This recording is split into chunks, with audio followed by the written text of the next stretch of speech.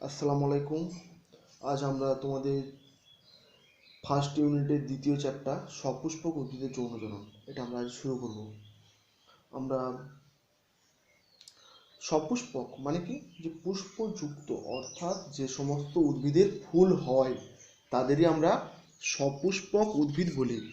এই সপুষ্পক উদ্ভিদের যৌনজনন সম্বন্ধে পড়ব, অর্থাৎ এক্ষেত্রে পুংস্তবক এবং স্ত্রীস্তবকের মিলন ঘটবে, তাই এদেরকে যৌনজনন বলা হয়।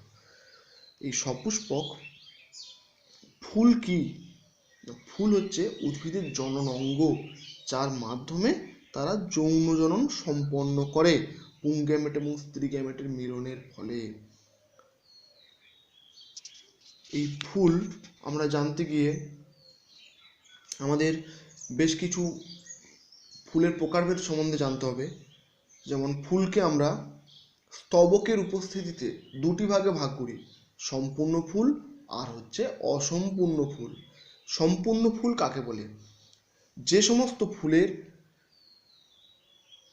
চারটি পুষ্পস্তবক অর্থাৎ বৃতি, দলমণ্ডল, পুংস্তবক এবং স্ত্রীস্তবক বর্তমান থাকে তাদের আমরা বলি সম্পূর্ণ ফুল।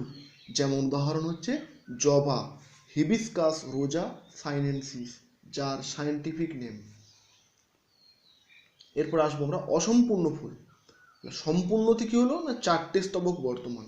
অসম্পূর্ণ ফুলে যে সমস্ত ফুলে চারটি স্তবকের মধ্যে যে কোনো একটি যদি উপস্থিত না থাকে বা অবর্তমান, চারটি স্তবকের মধ্যে কোনো না কোনো একটা স্তবক যদি অবর্তমান থাকে তাকে আমরা বলবো অসম্পূর্ণ ফুল। যেমন রজনীগন্ধায় বৃতিও নেই, দলাংশও নেই। কুমড়ো ফুলের ক্ষেত্রে হয় পুংস্তবক কিংবা স্ত্রীস্তবক, যে কোনো একটা অবর্তমান। এগুলি হচ্ছে আমাদের অসম্পূর্ণ ফুল বা ইনকমপ্লিট ফ্লাওয়ার। আর ফুলকে আবার তাদের যে পুষ্পপত্রগুলি আছে তার আকার ও আয়তন অনুসারে আবার দুভাগে ভাগ করা যায়, সমাঙ্গ ফুল আর হচ্ছে অসমাঙ্গ ফুল। সমাঙ্গ ফুল কোনগুলো? যে সমস্ত ফুলের প্রত্যেকটা স্তবকের পুষ্পপত্রগুলি সমান আকারের, অর্থাৎ ইকুয়াল, সব দেখতে সমান হয়, প্রত্যেকটা স্তবকের পুষ্পপত্রগুলি সমান আকার হওয়ায় তাদেরকে আমরা বলি সমাঙ্গ ফুল বা রেগুলার ফ্লাওয়ার। উদাহরণ জবা, দেখবে লক্ষ্য করে এগুলোর সমস্ত পুষ্পপত্রগুলো, প্রত্যেকটা স্তবকের যে পুষ্পপত্র সেগুলো সমান। তোমাদের হাতে নিয়ে দেখাতে পারলে খুব ভালো হতো, সুযোগ নেই, কিছু করার নেই। অসমাঙ্গ ফুল, যে ফুলের প্রত্যেকটা স্তবকের যে কোনো একটা স্তবকের পুষ্পপত্রগুলি আকার আকৃতিতে অসমান, অর্থাৎ যে সমস্ত ফুলের যে পুষ্পস্তবকগুলো রয়েছে সেগুলো যদি অসম আকৃতির হয়, সমান না হয়, তাদেরকে আমরা বলবো অসমাঙ্গ ফুল বা ইরেগুলার ফ্লাওয়ার। যেমন অপরাজিতায় আমরা দেখতে পাবো মটর, যেটা একটা কমন উদ্ভিদ মটর, যেটা আমরা সবাই জানি। মটরের ফুল দেখেছো? মটরের ফুলে দেখবে প্রত্যেকটা স্তবকের সঙ্গে কোনো স্তবকগুলোর কোনো মিল নেই, অর্থাৎ অসমান, তাই একে অসমাঙ্গ ফুল বলা হয়। এরপরে আমরা আসবো আদর্শ ফুল। আমরা সবাই জানি আদর্শ ফুল হিসেবে জবাকে বিবেচিত করা হয়। তো জবাকে আদর্শ ফুল কেন বলা হয় না, আদর্শ ফুল সেই সমস্ত ফুলকে আমরা বলবো যাদের সবৃন্তক পুষ্পাক্ষের উপর পুষ্পস্তবক চারটি সাজানো থাকবে, তাদেরকে আমরা বলবো আদর্শ ফুল। তাহলে আরেকবার বলি, কি বললাম না, সবৃন্তক অর্থাৎ বৃন্তযুক্ত পুষ্পাক্ষের উপরে চারটে স্তবক, বৃতি, দলমণ্ডল, পুংস্তবক এবং স্ত্রীস্তবক, এই চারটে স্তবক যখন সাজানো থাকবে তাকে আমরা বলবো আদর্শ ফুল।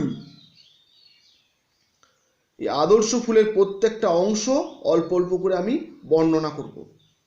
প্রথমে আসবো পুষ্পবৃন্ত, অর্থাৎ যে ফুলটা যে বৃন্তের সঙ্গে যুক্ত আছে। যদি আমরা জবাকে দেখি, জবা ফুলের গোড়ার দিকে সবুজ বর্ণের একটা বৃন্ত আছে, যার উপরে কাপ বা পেয়ালা আকৃতির একটি পুষ্পাক্ষ থাকে। এই সবুজ বর্ণের দণ্ডাকার অংশটাকে বলা হয় পুষ্পবৃন্ত। এই পুষ্পবৃন্তগুলি অনেক সময় যদি বৃন্ত যুক্ত থাকে তাকে আমরা বলবো সবৃন্তক, আর যদি বৃন্তহীন হয়, যেমন রজনীগন্ধার ক্ষেত্রে আমরা বৃন্তহীন অর্থাৎ বৃন্ত দেখতে পাবো না, একে আমরা বলবো অবৃন্তক ফুল। আর সবৃন্তক মানে বৃন্তযুক্ত, উদাহরণ হচ্ছে জবা। এগুলো কি কাজ করে না, এগুলো পুষ্পাক্ষকে ধারণ করে, অর্থাৎ পুষ্পাক্ষ এই বৃন্তের উপরেই অবস্থিত। এরপরে আসবো আমরা পুষ্পাক্ষ, একে বলা হয় থ্যালামাস বা পুষ্পাক্ষ। এই পুষ্পাক্ষ কি না হচ্ছে পুষ্পবৃন্তের পরের অংশ, যে কি করে, যে ফুলের স্তবকগুলিকে ধারণ করে, অর্থাৎ ফুলের স্তবকগুলি যার উপরে সাজানো থাকে তাকেই আমরা বলি পুষ্পাক্ষ। এটি স্ফীত এবং চওড়া অংশ দ্বারা যুক্ত, এগুলি স্তবকগুলিকে ধারণ করে। এরপরে আসবো পুষ্পস্তবক। আমরা জানি আদর্শ ফুলের ক্ষেত্রে 4 রকমের পুষ্পস্তবক থাকে, তার মধ্যে দুটিকে বলা হয় সাহায্যকারী স্তবক, সেগুলি হলো বৃতি ও দলমণ্ডল। আর দুটিকে বলা হয় জনন স্তবক, পুংস্তবক আর হচ্ছে স্ত্রী স্তবক। এই দুটিকে একত্রে বলা হয় জনন স্তবক। প্রত্যেকটি অংশের আমরা বর্ণনা দেব। আগে সাহায্যকারী স্তবকের বর্ণনা দেব, তারপরে জনন স্তবকের বর্ণনা দেব। সাহায্যকারী স্তবকের প্রথম হচ্ছে বৃতি। বৃতি কি না, বৃতি হচ্ছে ফুলের প্রথম স্তবক। এই প্রথম স্তবক যেটি বাইরের দিকে অবস্থিত, এটি সবুজ বর্ণের হয়। এটি কুঁড়ি অবস্থায় ফুলকে ঢেকে রাখে, বাইরের যে কোনো রকম আঘাত থেকে রক্ষা করে। এই বৃতি দেখবে সবুজ বর্ণের হওয়ায় এটি সালোক সংশ্লেষ করতে পারে বা সালোক সংশ্লেষে সক্ষম। এই বৃতির ক্ষুদ্র ক্ষুদ্র পাতার মতো অংশ বের হয়, একে আমরা বলি বৃত্তংশ বা সেপাল। আর অনেক ফুলে অনেক সময় বৃতির নিচে ছোট ছোট উপবৃতি বেরোয়, এই বৃতিকে বলা হয় ইংরেজিতে ক্যালিক্স।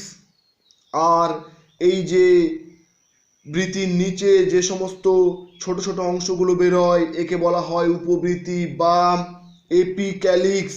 জবা ফুলে লক্ষ্য করবে দেখতে পাবে। এই বৃতিকে আবার দুভাগে ভাগ করা হয়, মুক্তবৃতি আর হচ্ছে যুক্তবৃতি। মুক্তবৃতি কি না হচ্ছে কিছু কিছু ফুলের বৃত্তংশগুলো পরস্পর যখন পৃথক থাকে তাদেরকে আমরা বলি মুক্তবৃতি। যেমন গোলাপ দেখেছো, গোলাপ ফুলের বৃতিতে দেখবে প্রত্যেকটা বৃত্তংশ আলাদা আলাদা, তাই এদেরকে বলা হয় মুক্তবৃতি।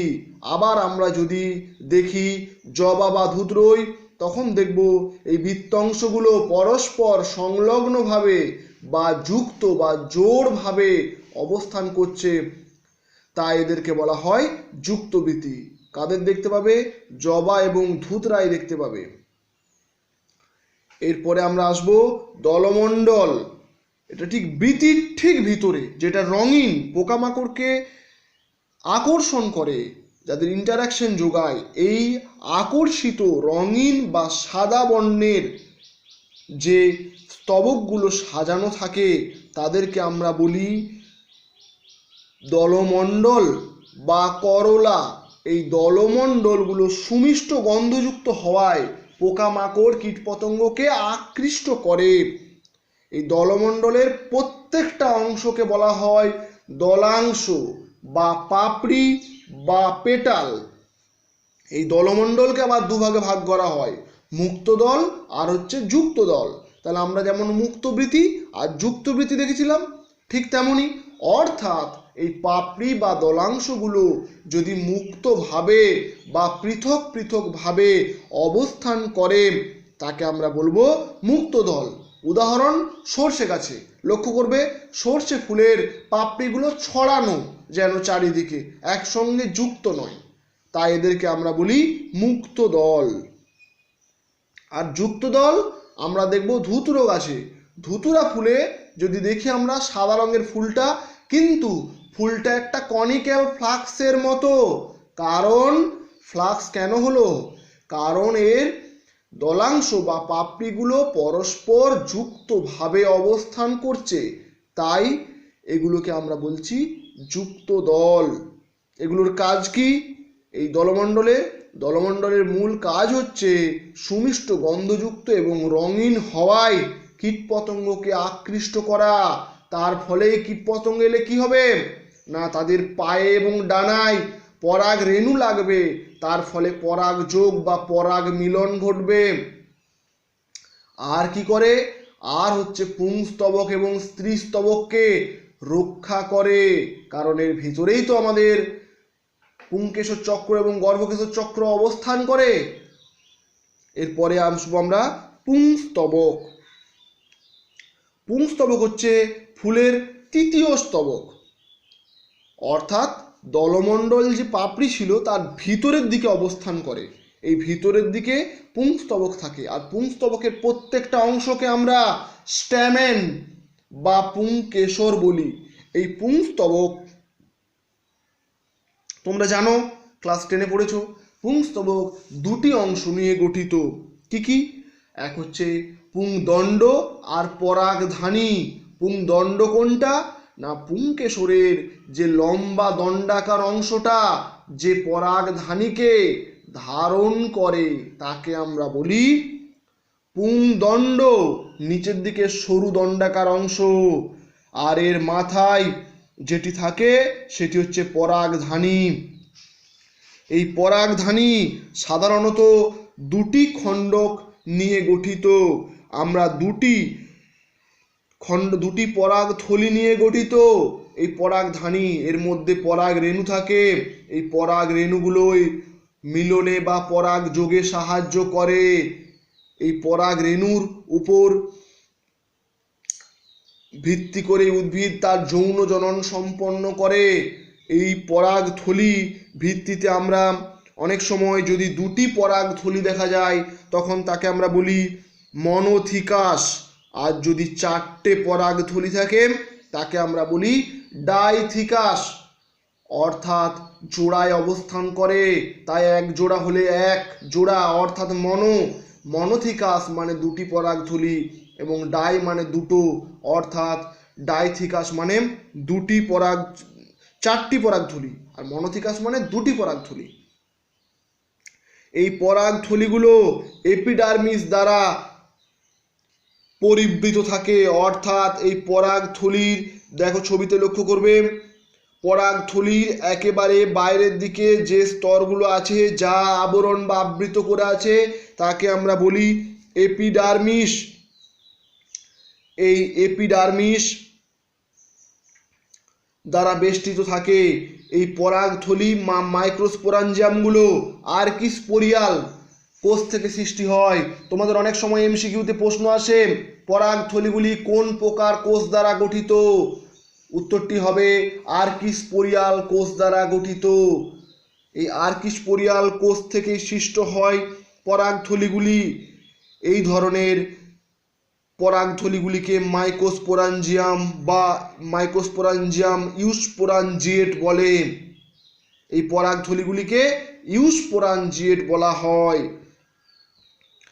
এই আর্কিস্পোরিয়াল থেকে যে কোষগুলো সৃষ্টি হয় সেই কোষগুলোকে আমরা এই দুভাগে ভাগ করেছি, অর্থাৎ পরাগথলিগুলো লম্বাটে থলির মতো। এইগুলি দুটি অংশ নিয়ে গঠিত, এক হচ্ছে প্রাচীর আর এক হচ্ছে রেণুধর কলা। এই রেণুধর কলা কেন্দ্রে বর্তমান, আর প্রাচীরগুলো চার প্রকার কোষ দ্বারা গঠিত: এপিডার্মিস লেয়ার, এন্ডোথেসিয়াম লেয়ার, আর হচ্ছে মধ্যস্তর, আর ট্যাপেটাম। শুধু নামগুলি মনে রাখবে, এখান থেকে বড় প্রশ্ন হয় না। এখানে একটি প্রশ্ন আছে, এই ট্যাপেটাম স্তরের কাজ কি? না, ট্যাপেটাম স্তরের কাজ রেণুধর কলাকে রক্ষা করে।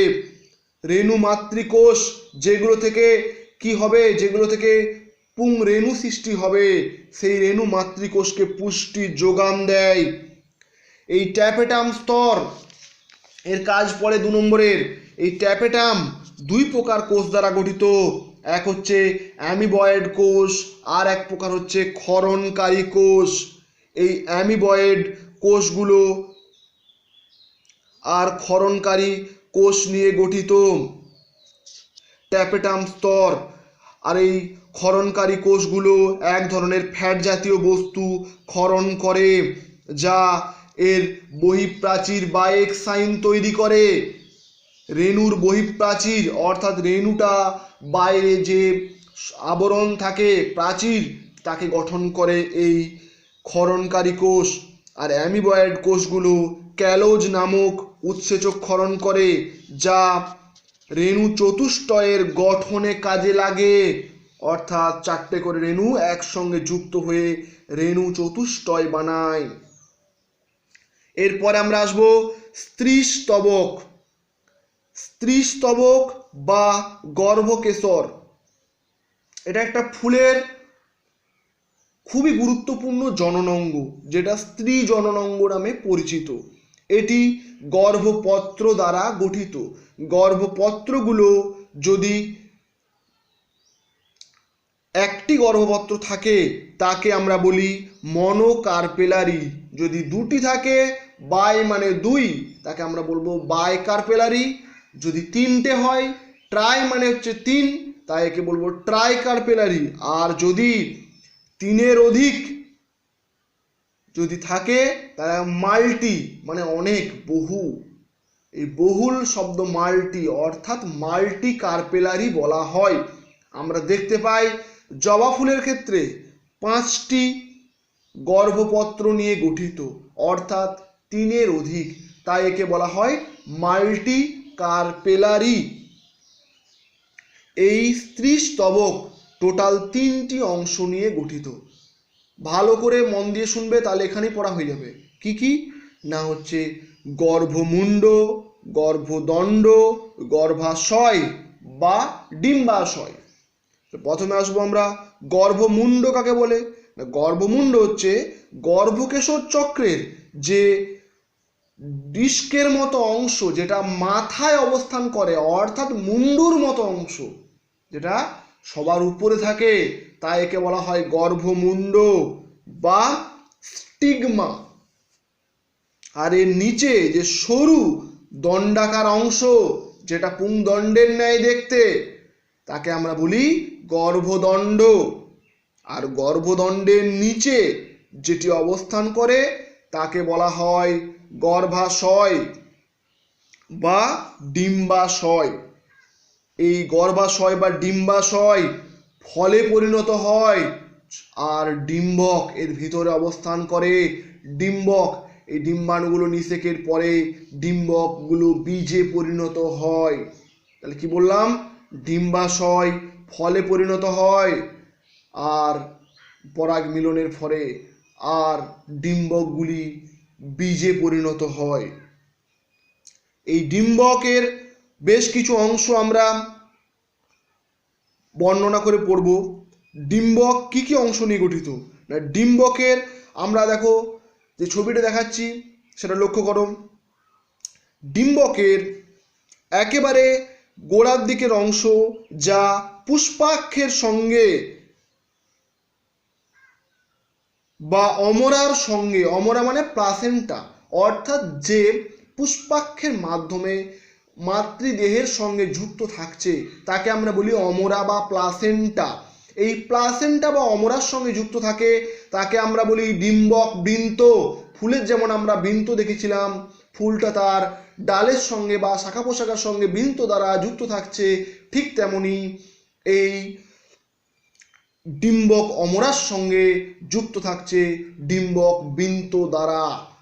এরপরে আমরা আসবো ডিম্বক নাভি, অর্থাৎ ডিম্বক বৃন্তের ঠিক উপরে যেমন নাভি অর্থাৎ হাইলাম, যে কি করে না ডিম্বক মূলের সঙ্গে সংযোগ স্থাপন করায়, এবং যার মাধ্যমেই, যেমন আমাদের মানুষের ক্ষেত্রেও যখন মাতৃগর্ভে সন্তান থাকে, এই নাভির মাধ্যমে কি করা হয় না মায়ের দেহের খাদ্য শিশুর দেহে আসে বা ভ্রূণের দেহে আসে, ঠিক তেমনি উদ্ভিদেরও ডিম্বককে পুষ্টি যোগায় এই নাভির মাধ্যমে, তাই একে বলা হয় ডিম্বক নাভি বা হাইলাম।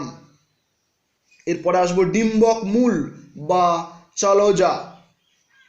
ডিম্বকের যে অংশ থেকে ডিম্বক ত্বক সৃষ্টি হয় তাকে বলবো ডিম্বক মূল বা চলজা। কেন চ্যালেজা বা চলজা বলা হয়? অর্থাৎ এইখান থেকেই ডিম্বক ত্বকের সৃষ্টি। এই ডিম্বক ত্বক বাইরের দিকেরগুলোকে বলা হয় বহিস্তক, আর ভিতরের দিকেরগুলো বলা হয় অন্তস্তক। আর তার ঠিক উপরে থাকে ডিম্বক রন্ধ্র, যে কি করে না ডিম্বককে সম্পূর্ণভাবে অনাবৃত রাখে, এই অংশটাকে বলা হয় ডিম্বক রন্ধ্র। এর মধ্য দিয়ে যদি এই ডিম্বক রন্ধ্র দিয়ে পরাগ নালী প্রবেশ করে এবং পরাগ মিলন ঘটায় তাকে আমরা বলি পোরোগ্যামি। আর যদি ডিম্বক মূল দিয়ে প্রবেশ করে পরাগ নালী তাকে আমরা বলি চ্যালোজোগ্যামি। আর যদি ডিম্বক প্রাচীর বা ত্বক ভেদ করে প্রবেশ করে একে আমরা বলবো মেসোগ্যামি। ক্লাস 10 পড়েছো, ভালো করে মনে করো। তাহলে আমরা এই ডিম্বক রন্ধ্রের কাজ হচ্ছে পরাগ নালীর প্রবেশ ঘটানো ডিম্বক রন্ধ্রের মধ্য দিয়ে এবং পোরোগ্যামি পদ্ধতিতে নিষেক সম্পন্ন করে। এরপরে আসবো আমরা ভ্রূণস্থলী বা এমব্রায়োস্যাক। ভ্রূণাস্থলী বা এমব্রায়োস্যাক, এই ভ্রূণাস্থলীর মধ্যে নিউক্লিয়াস থাকে। এদের মধ্যে 3টে নিউক্লিয়াস ডিম্বক রন্ধ্রের দিকে থাকে। এদের গর্ভযন্ত্র বা এগ অ্যাপারেটাস বলে। আর থাকে একটা ডিম্বাণু, 2টো সহকারী কোষ। এই নিয়ে আমাদের এমব্রায়োস্যাক গঠিত। আর একেবারে নিচের দিকে প্রতিপাদ কোষ থাকে, একে বলা হয় অ্যান্টিপোডাল সেল বা প্রতিপাদ কোষ সমষ্টি। তাহলে কি হলো না একটা ডিম্বাণু, 2টো সহকারী কোষ, নিচের দিকে প্রতিপাদ কোষ, আর উপরের দিকে থাকে নির্ণিত নিউক্লিয়াস। এই নিয়ে আমাদের এমব্রায়োস্যাক গঠিত। আমরা দিন হিসেব যখন পড়াবো তখন ছবি এঁকে সবিস্তারে বোঝাবো। এই হয়ে গেল আমাদের পুরো ডিম্বকের গঠন। এরপরে আমরা আসব যে ডিম্বকের প্রকার। ডিম্বককে আমরা ক ভাগে ভাগ করেছি এটা আমরা জেনে নেব। ডিম্বককে আমরা সাধারণত 5 ভাগে ভাগ করে থাকি। কি কি? এক হচ্ছে ঊর্ধ্বমুখ, অধোমুখ, বহুমুখ, পার্শ্বমুখ আর অর্ধ অধোমুখ। ঊর্ধ্বমুখ কি না এই রকম ডিম্বকের ক্ষেত্রে ডিম্বক, দেখো ছবিগুলো লক্ষ্য করো স্ক্রিনে, ডিম্বক রন্ধ্রটি উপরের দিকে যখন থাকবে তখন তাকে আমরা বলবো ঊর্ধ্বমুখ বা অর্থোট্রোপাস। আর যেদিকে ডিম্বক রন্ধ্র হবে তার ঠিক বিপরীতে থাকবে ডিম্বক মূল, অর্থাৎ উপরের দিকে যখন ডিম্বক রন্ধ্র অবস্থান করলো অর্থাৎ ঊর্ধ্বমুখী বা উপরের দিকে মুখ করে আছে, তাই একে বলছি ঊর্ধ্বমুখী বা অর্থোট্রোপাস। আর যখন ডিম্বক রন্ধ্রটা নিচের দিকে থাকবে তখন তাকে আমরা বলবো অর্ধমুখ বা অ্যানাট্রোপাস। অর্থাৎ ডিম্বক রন্ধ্রটা নিচের দিকে আর ডিম্বক মূলটা তার বিপরীতে মানে উপরের দিকে থাকবে। আর হচ্ছে বহুমুখ কি না বহুমুখের ক্ষেত্রে ডিম্বকটা এমনভাবে বাঁকানো হবে যে ডিম্বক রন্ধ্রটা ঠিক ডিম্বক নাভির পাশে অবস্থান করবে। অর্থাৎ ডিম্বক নাভির পাশে অবস্থান করাই বহুমুখ। যেমন দেখা যায় কালকাসুন্দায় অধোমুখ অর্থাৎ নিচের দিকে থাকে মটর ছোলায়, আর ঊর্ধ্বমুখ যখন ডিম্বক রন্ধ্রটা উপরের দিকে থাকবে এটি দেখা যায় গোলমরিচ, পানমরিচ ইত্যাদিতে। আর একটা ভাগ আছে পার্শ্বমুখ, সেটা কি না পার্শ্বমুখ কথাটা শুনে আমরা বুঝতে পারছি কি যে পাশে অবস্থান করবে, অবশ্যই তাই। অর্থাৎ ডিম্বক রন্ধ্রটা যদি ডিম্বক নাভির পাশে অবস্থান করে, এমনভাবে অবস্থান করে যেটা তির্যকভাবে, অর্থাৎ ঠিক পাশে অবস্থান করছে, ডিম্বক মূলটা থাকবে তার বিপরীত দিকে পাশে, দুই বিপরীত পাশে, একদিকে ডিম্বক রন্ধ্র আর একদিকে ডিম্বক মূল, এই অবস্থানকে বলা হয় পার্শ্বমুখ। যেমন আফিম গাছে দেখা যায়। আর আছে অর্ধ অধমুখ। অর্ধ মানে অর্থাৎ যে অর্ধেকটা অধ মাথা নত করে আছে, অর্থাৎ যেন লজ্জা পাচ্ছে। অর্ধ অধমুখ। হেমিঅ্যানাট্রোপাস, এগুলো পিঙ্ক গাছে, ছোটকুট বলে একটা গাছ আছে সেখানে দেখা যায়। এক্ষেত্রে ভ্রূণস্থলীটা অশ্বক্ষুরাকৃতি বা ঘোড়ার খুরের মতো বাঁকানোভাবে অবস্থান করে, যেক্ষেত্রে ডিম্বক রন্ধ্র আর ডিম্বক মূল দুটোই বিপরীত প্রান্তে থাকবে। এই ধরনেরগুলোকে আমরা বলে থাকি অর্ধ অধমুখী, অর্থাৎ অর্ধেকটা যেন মাথা নত করে আছে ডিম্বক রন্ধ্রর দিকটা, একে আমরা বলি অর্ধ অধমুখ। ব্যাস, আজ এই পর্যন্তই থাক। ধন্যবাদ।